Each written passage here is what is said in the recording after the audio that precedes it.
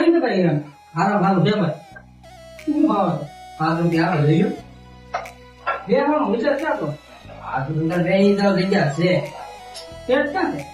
તે જો અમે બેઠા એને વાત કરી દે તો જગ્યા છે બે